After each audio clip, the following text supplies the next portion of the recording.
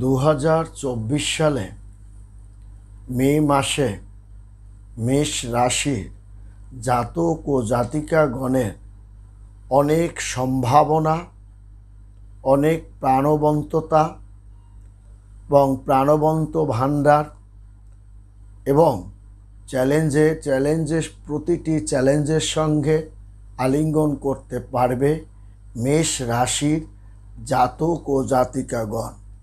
2024 সাল যদি আমরা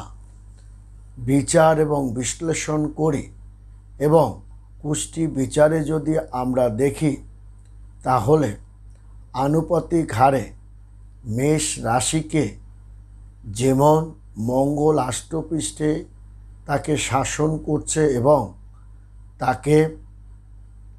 পিতার মতো কোলে বসিয়ে রেখেছে মঙ্গল,